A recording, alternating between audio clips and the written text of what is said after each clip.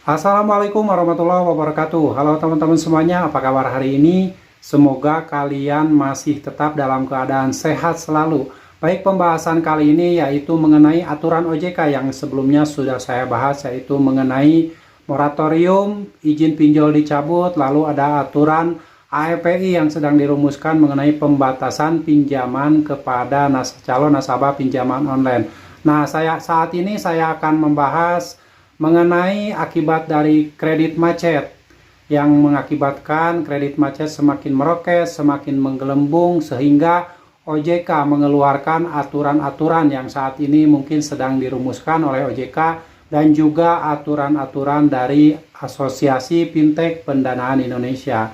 Jadi bagaimana tahapan penagihan yang dilakukan oleh pinjaman online? Silakan kalian simak video ini sampai habis agar kalian tidak salah memahami isi dari video ini. Sebelumnya saya ucapkan terima kasih buat teman-teman semua yang sudah support channel ini, selalu mendukung channel ini dan selalu menantikan setiap video yang saya upload berikutnya. Saya doakan kalian sehat selalu dan dimudahkan rezekinya oleh Allah Subhanahu wa taala. Amin ya Allah ya rabbal alamin. Baik, pembahasan kali ini yaitu mengenai cara-cara penagihan atau tahapan penagihan yang dilakukan oleh perusahaan pinjaman online yang merupakan salah satu penyebab dari tingginya angka gagal bayar dan kredit macet di aplikasi pinjaman online. Jadi buat teman-teman semua yang mungkin saat ini belum paham ataupun belum tahu bagaimana tahapan penagihan yang dilakukan oleh perusahaan pinjaman online. Nah, di sini saya akan membahasnya yaitu tahapan dalam proses penagihan perusahaan pinjaman online, yaitu yang pertama yaitu cara-cara penagihan yang isinya mengingatkan kepada nasabah pinjaman online perihal tanggal jatuh tempo yang segera datang, segera tiba. Jadi biasanya itu berupa reminder atau mengingatkan.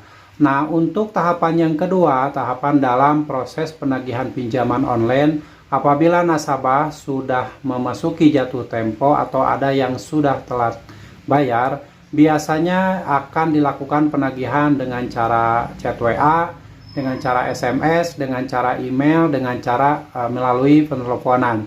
Dan hal ini dilakukan biasanya lebih intensif, lebih ekstrim, dan ada cara-cara penagihan dengan mengirimkan chat WA dengan kata-kata yang isinya berisi penekanan, bahkan sampai ada yang isinya ancaman.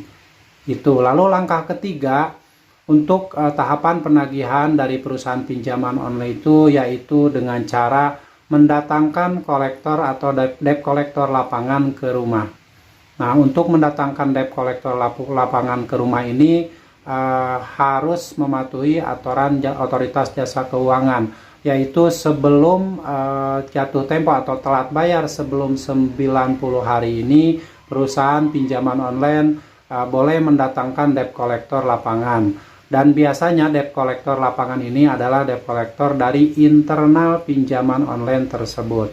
Ini adalah cara yang ketiga. Dan cara yang keempat, tahapan penagihan dari perusahaan pinjaman online ini apabila telat bayar pembayaran dari nasabah ini sudah melewati 90 hari atau sudah melewati 3 bulan sejak tanggal jatuh tempo, biasanya pihak pinjaman online ini akan melakukan kerjasama dengan pihak ketiga untuk melakukan proses penagihan lebih lanjut. Dan hal ini sesuai dengan aturan dari Otoritas Jasa Keuangan tentang cara-cara penagihan. Tetapi pada prakteknya di lapangan itu yang namanya pihak ketiga atau debt collector lapangan pihak ketiga itu ada yang biasanya melakukan cara-cara penagihan yang memang ada penekanan, bahkan sampai menemukan terjadinya kekerasan ke nasabah, dan hal ini sudah melanggar dari aturan Otoritas Jasa Keuangan. Sehingga apabila teman-teman semua menemukan cara-cara penagihan dari debt collector lapangan pihak ketiga dari pinjaman online ini melakukan penagihan dengan cara kekerasan, dengan cara melakukan tindakan yang di luar aturan, kalian boleh merekamnya, kalian boleh mengabadikannya untuk nanti bisa dijadikan bukti bahwa penagihan tersebut melanggar aturan. Dan sebelum kalian menerima debt collector pihak ketiga yang datang ke rumah itu, langkah yang harus kalian lakukan adalah menanyakan dulu kelengkapan surat-surat penagihannya. Dari pertama identitasnya yaitu KTP dan juga ID card dari debt collector tersebut. Apabila debt collector tersebut dari pihak ketiga, maka tanyakan surat kuasa penagihan, lalu surat tugas penagihan, dan sertifikasi profesi penagihan. Itu yang harus kalian lakukan di tahapan pertama ketika menyambut debt collector lapangan pihak ketiga dari pinjaman online.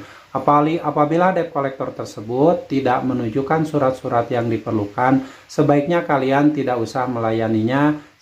Saran dari saya, sebaiknya kalian sudah menyuruh pulang saja debt collector tersebut, karena khawatir nanti terjadinya penipuan yang mengatasnamakan pinjaman online tertentu. Khawatir apabila hal tersebut terjadi dan kalian sudah melakukan pembayaran terhadap debt collector tersebut, sehingga itu kalau terjadi penipuan, uang kalian hilang dan hutang kalian tidak berkurang di aplikasi pinjaman online. Begitulah tahapan-tahapan tentang cara-cara penagihan yang dilakukan oleh pinjaman online, yang mungkin yang saat ini yang mengakibatkan OJK mengeluarkan aturan baru tentang penagihan pinjaman online, tentang pembatasan pemberian pinjaman kepada calon nasabah pinjaman online. Itu diakibatkan karena tingginya angka gagal bayar dan kredit macet di pinjaman online. Sehingga salah satu penyebabnya yaitu adalah cara-cara penagihan yang dilakukan oleh debt collector atau DC pinjaman online tersebut. Semoga sharing ini bermanfaat, dan buat teman-teman semuanya yang mempunyai kritik dan saran dan masukan untuk video-video saya, silakan kalian bisa membantu dengan mengetikkannya di kolom komentar agar bisa bermanfaat juga buat teman-teman yang lain. Dan apabila di kolom komentar ada pertanyaan dari teman-teman yang bertanya, silakan kalian yang lain boleh saling bantu untuk menjawabnya, karena itu tujuannya untuk mengedukasi dan saling memberikan booster mental, saling memberikan semangat buat teman-teman kita yang saat ini mungkin sedang kesulitan karena telat bayar dan gagal bayar di aplikasi pinjaman online. Semoga sharing ini menjadi motivasi dan bermanfaat buat teman-teman semuanya. Dan saya selalu menyarankan apabila buat teman-teman semua yang saat ini belum pernah mengenal yang namanya pinjaman online, belum pernah pinjam uang di pinjaman online, saya selalu menyarankan jangan pernah meminjam uang di pinjaman online, karena resikonya yaitu sangat besar sekali. Kemungkinan besar kalian akan terlilit dalam lingkaran hutang yang semakin besar yang tidak mungkin bisa terlunasi.